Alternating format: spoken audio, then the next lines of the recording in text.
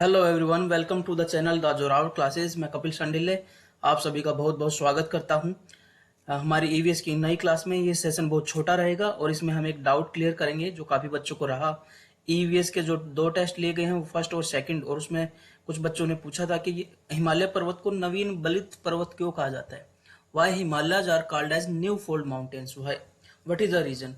तो इसके लिए हमने एक छोटा सा सेशन तैयार किया है, उससे हमें पता चल जाएगा कि इनको ऐसा क्यों कहा जाता है। और इस सेशन में हम देखेंगे कि हिमालय बने कैसे। ठीक है, तो हम एक सिचुएशन देखते हैं। अच्छा, सबसे पहले मैं बताता हूँ कि बहुत सारे ऐसे पर्वत है जिनको वलित पर्वत कहा जाता है। ठीक है, खासतौर से यंग फोल्ड माउंटेन्स। ठीक है, अभी हम बात कर रहे हैं यंग फोल्ड माउंटेन्स के बारे में, और इसी को थोड़ा सा हम कंसेप्ट को समझें तो यंग मतलब अभी जो नए हैं। ठीक है, अभी जिनका जन्म हुआ है। ठीक है, इसलिए इनको नवीन फोल्ड मतलब वलित। अच्छा, ये फोल्ड जो है इसको ज्यादा गहराई से समझने की जरूरत नहीं है। अभी थोड़ी देर बाद मैं आपको बताऊंगा कि इसको वलित क्यों कहते हैं या फोल्ड क्यों कहते हैं। बिल्कुल सिंपल, जैसे फोल्ड है इसका मतलब इसमें फोल्डिंग हुई हुई है। ठीक है, जैसे आप फोल्डिंग करते हैं किसी चीज की, उस तरीके से फोल्डिंग हुई हुई। तो कुछ ऐसे पर्वत हैं जो कि फोल्ड होके बने हैं। तो देखिए, ये रॉकीज माउंटेन है जो कि अमेरिका के अंदर है। उसके बाद वर्ल्ड के सबसे लंबी पर्वत श्रृंखला। ठीक है, पर्वत देखिए एक होता है, लेकिन अगर वो एक लाइन में बहुत सारे पर्वत ऐसे हो तो उसको जो है माउंटेन रेंज कह देते हैं या पर्वत श्रृंखला कह देते हैं। तो आपसे क्वेश्चन पूछता है कि रॉकीज माउंटेन्स जो है वो भी यंग फोल्ड माउंटेन है, वो अमेरिका में, नॉर्थ अमेरिका में है। और वर्ल्ड की सबसे लंबी जो माउंटेन रेंज है, मतलब लंबी मतलब फैली हुई, तो वो हमने देखा था कि एंडीज जो है यंग फोल्ड माउंटेन, वो साउथ अमेरिका में। उसके बाद इंडिया के अंदर हिमालय है, ये भी यंग फोल्ड माउंटेन्स है। उसके बाद एल्प्स है, ये किस में है, यूरोप के अंदर। और एटलस जो है वो अफ्रीका के अंदर है। तो ये सारे के सारे जो है यंग फोल्ड माउंटेन्स हैं, इनको ध्यान देने की इतनी जरूरत नहीं है। हम देखते हैं कि ये फोल्डिंग असल में है क्या, और उसके बाद आपको बिल्कुल क्लियर हो जाएगी चीजें। देखिए, फिर से हमने आपको दिखाने की कोशिश की है कि वैसे तो माउंटेन्स कई तरह के होते हैं। ठीक है, एक वोल्केनो टाइप के माउंटेन होते हैं। ठीक है, देखिए ये जितने भी यहाँ पे आइकन दिख रहे हैं, ये सब वोल्केनो टाइप के आइकन है। और ये कैसे बनते हैं, जब अर्थ से वोल्केनो कोई निकलता है, लावा निकलता है, तो बाहर आके वो ठंडा होने लग जाता है। तो इस तरीके से जैसे जैसे उसमें लेयर चढ़ती रहती है लावा की, ठीक है, और वो ठंडा होने लग जाता है, तो इस तरीके से वोल्केनो से जो है माउंटेन जो बनती है उनको जो है वोल्केनो माउंटेन कहते हैं।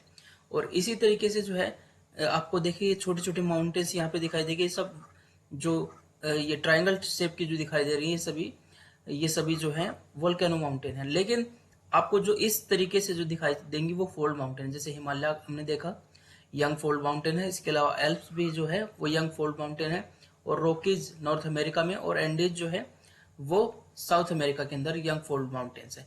अब हम देखते हैं खासतौर से हिमालय के बारे में। हम देखिए हिमालय जो था वो पहले एग्जिस्ट नहीं करता था।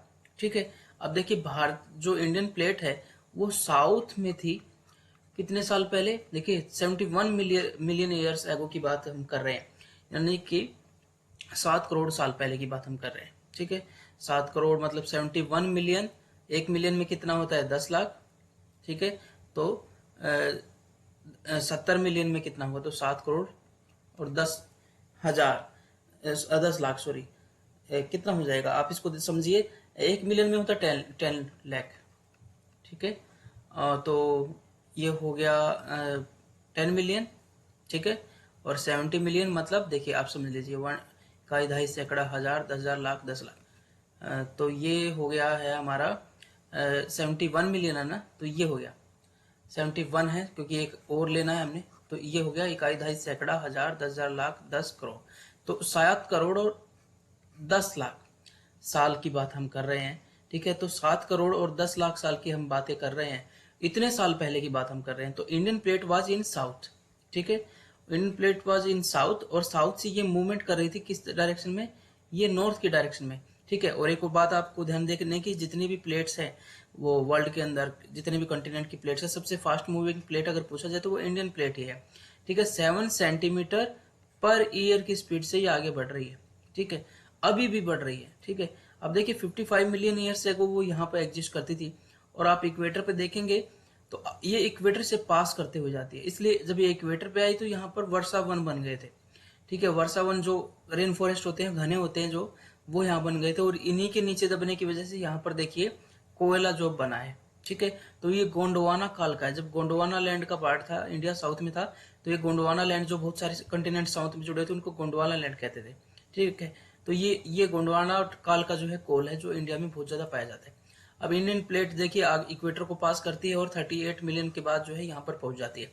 अब यहाँ पर जब ये इंडियन प्लेट यूरेशियन प्लेट से टकराती है तो क्या सिचुएशन बनती है वो हम देखेंगे। देखिए 10 मिलियन एगो की हम बात कर रहे हैं, जब ये इंडियन प्लेट बिल्कुल इससे टकरा जाती है। ठीक है, देखिए क्या सिचुएशन बनती है। तो ये इंडियन प्लेट देखिए आखिर जब टकराती है तो हर प्लेट के अंदर एक सिचुएशन होती है, एक डिवीजन होती है कि नीचे की जो प्लेट है वो ओशियन प्लेट होती है और ऊपर की जो प्लेट होती है वो कंटिनेंट प्लेट होती है। ठीक है, तो ओशियन प्लेट जो होती है, ओशियन प्लेट जो होती है वो थोड़ी सी जो है हैवी होती है, और हैवी प्लेट हमेशा नीचे की तरफ जाती है, एक रूल है। ऊपर से जो फास्ट मूविंग प्लेट है वो भी नीचे की तरफ जाती है। तो देखिए यहाँ पर ये आके ओशियन प्लेट तो इससे आके मिल गई है, लेकिन अब कंटिनेंट पार्ट जो है अभी इससे मिला नहीं है। ठीक है, तो बीच में जो है एक सैलो वाटर बन जाता है, सैलो वाटर बॉडी बन गई। ठीक है, और इस सैलो वाटर बॉडी को जो है अब कहते हैं ना कि जहां पर आज हिमालय है वहां पे कौन सा समुद्र था, एक छिछला समुद्र था, सैलो सी था, तो उसको टेथीज सी कहते हैं। ठीक है, तो ये टेथीज सी जो है वो बन गया यहाँ पर। अब देखिए अब सिचुएशन क्या होती है कि इधर भी नदियां बह रही हैं, इधर भी नदियां बह रही हैं। ठीक है, और इधर से नदियां इसमें आके गिरती हैं।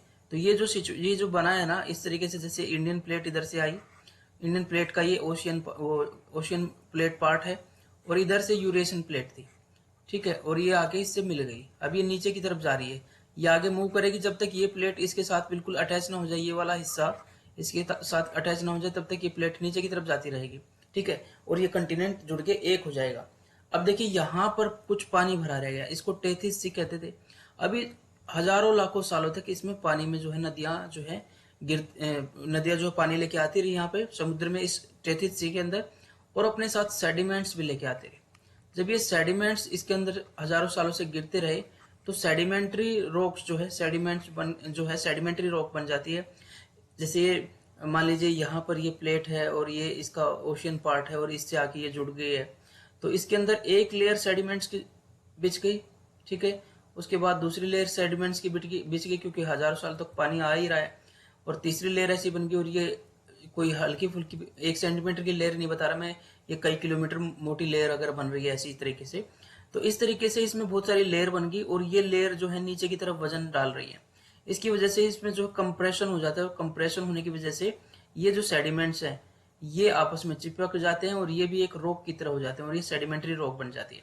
लेकिन अभी भी ये प्लेट जो है इस तरफ मूव करती जा रही है, और इस मूवमेंट की वजह से ये जो सॉलिड रॉक्स यहाँ पर बन गई है इनके ऊपर कंप्रेशन बनता है, और इसकी वजह से जैसे किसी प्लेट के ऊपर आप जो है लोहे की प्लेट के ऊपर जो है आप इधर से भी प्रेशर डाले और इधर से प्लेट प्रेशर डाले तो या तो ये ऊपर मुड़ जाएगी या ये नीचे मुड़ जाएगी। इसी तरीके से इसमें भी ऐसा ही हुआ कि ये इसको क्या कहेंगे, ये फोल्ड हो गया। ठीक है, जैसे कपड़े को भी हम फोल्ड करते हैं, एक बार चित्र के माध्यम से मैं फिर से बताता हूँ आपको। तो देखिए इस तरीके से ये सिचुएशन मैं बता रहा हूँ, इसको जियो सिंक्लाइन कहते हैं कि पानी के अंदर जो है इधर से नदियां पानी डालती रही, इधर से नदियां पानी डालती रही, और ये जो है यूरेशियन प्लेट इधर थी और इधर इंडियन प्लेट थी। तो इंडियन प्लेट जो है वो साउथ की तरफ से मूवमेंट करते आ रही थी और ये यूरेशियन प्लेट से आके टकरा जाती है। तो ओशियन प्लेट तो आके मिल गई है, लेकिन अब यहाँ पर देखिए सिचुएशन क्या हो गई है कि ये जो सेडिमेंट्स यहाँ डिपोजिट हो गए हैं, तो ये सेडिमेंट्री रॉक्स के अंदर काफी हार्ड सेडिमेंट्री रॉक बन जाती है, लेकिन अभी भी जो है कंप्रेशन इधर चल ही रहा है। तो इसकी वजह से ये सेडिमेंट्स जो है ये फोल्ड में बदल जाते हैं। जैसे कोई कपड़ा होता है उसमें ऐसे फोल्ड पड़ जाते हैं, उसी तरीके से इसमें भी फोल्ड पड़ गए क्योंकि इस पे बहुत ज्यादा कंप्रेशन फोर्स जो है अभी भी लगा हुआ था, और इस तरीके से ये फोल्ड पड़ने की वजह से ये माउंटेन्स बन गई हैं। ठीक है, तो इसलिए इनको फोल्ड माउंटेन्स कहते हैं। कुछ चित्र के माध्यम से मैं फिर से आपको दिखाता हूँ। देखिए एंटीक्लाइन, अच्छा जब फोल्ड पड़ता है तो जो ऊपर उठा हुआ हिस्सा होता है उसको एंटीक्लाइन कहते हैं, और जो नीचे धसा हुआ हिस्सा होता है उसको सिंक्लाइन कहते हैं। कभी भी फोल्ड पड़ेगा तो इस तरीके से फोल्ड पड़ेगा, तो क्योंकि इधर से भी दबा रहे थे और इधर से भी दबा रहे थे तो कोई हिस्सा नीचे चला गया कोई ऊपर चला गया, तो ये एंटीक्लाइन कहेंगे, इसको सिंक्लाइन कहेंगे। तो इस तरीके से फोल्ड बन जाता है। हर फोल्ड में दो पार्ट होते हैं, एक एंटीक्लाइन एक सिंक्लाइन। जो एंटीक्लाइन होता है वो हमें दिखाई देने लग जाता है एक रॉक की तरह, ठीक है, एक पहाड़ की तरह ऐसे ऊपर उठा हुआ, और सिंक्लाइन एक घाटी की तरह दिखाई देने लग जाता है हमें। ठीक है। तो इस तरीके से ये हमारा जो है एक फीचर बन जाता है। देखिए वही लेयर्स बन गई सेडिमेंट्री रॉक की, और क्योंकि कंप्रेशन अभी भी दोनों तरफ से इस पे लगा हुआ है, इस रॉक के ऊपर जो कंप्रेशन लगा है इसकी वजह से इसमें फोल्डिंग हो गई। ठीक है, फोल्डिंग होने की वजह से जैसे लोहा मुड़ जाता है उसी तरीके से ये रॉक्स जो हैं ये मुड़ गई, और ये ऊपर वाला हिस्सा जो है इसको क्या कहते हैं, क्रेस्ट जो है जो ऊपर की ओर उठी हुई उसको एंटीक्लाइन कहते हैं, और सिंक्लाइन जो ट्रफ जो नीचे धसा हुआ हिस्सा है उसको सिंक्लाइन कहते हैं। तो ये बन गया फोल्ड। और इंडियन जो हिमालयाज हैं उनको फोल्ड माउंटेन्स कहते हैं। लेकिन अब बात आ गई कि इसको फोल्ड माउंटेन तो कहते ही हैं, लेकिन इसको न्यू फोल्ड माउंटेन क्यों कहते हैं? ठीक है, क्यों?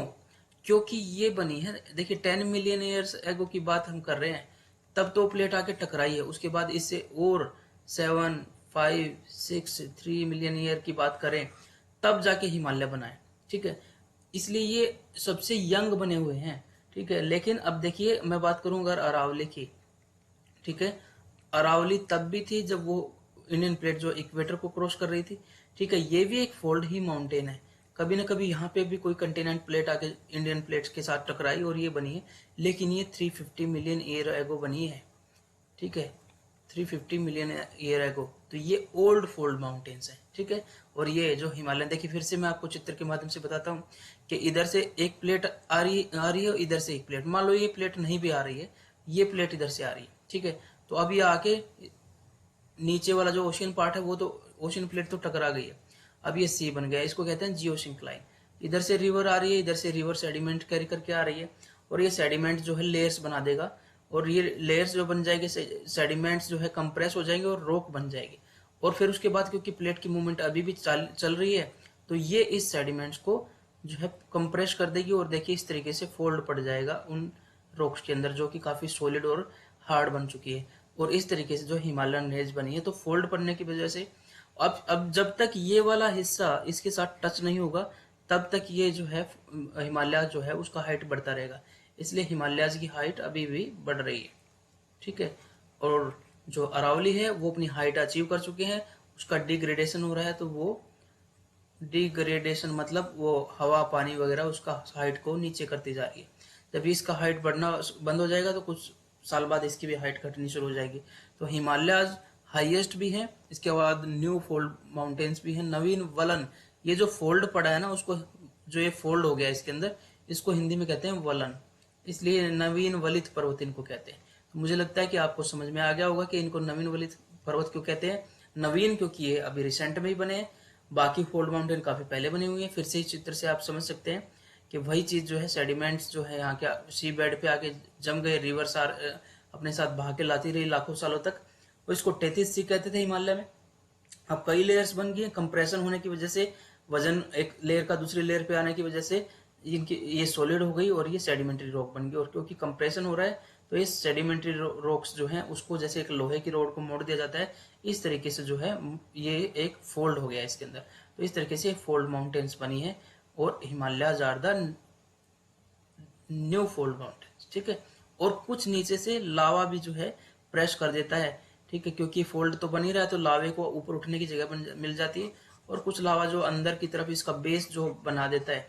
ठीक है, इसलिए लावा जो अगर बाहर निकला है सरफेस पे तो वो उसका जो है डिकम्पोजिशन भी हो जाएगा, उससे सोयल भी बन जाएगी। लेकिन वही लावा अगर मैग्मा के रूप में नीचे जमा हो जाए तो वो ग्रेनाइट रॉक बनती है। इसलिए हिमालयाज का जो कोर है ना, जो अंदर का एरिया है वो ग्रेनाइट से बना हुआ है। ठीक है, क्योंकि फोल्ड बन गया तो लावा को मैग्मा को आगे बढ़ने का रास्ता मिल जाता है। तो इस तरीके से आप समझ सकते हैं कि कैसे फोल्डिंग होती है, और मुझे लगता है कि आपको ये अच्छे से समझ में आ गया है। आपके बाकी डाउट जो है होस्ट और ग्रेबन का डाउट जो है जल्दी ही आपको पोस्ट किया जाएगा, आप जरूर उसको देखें।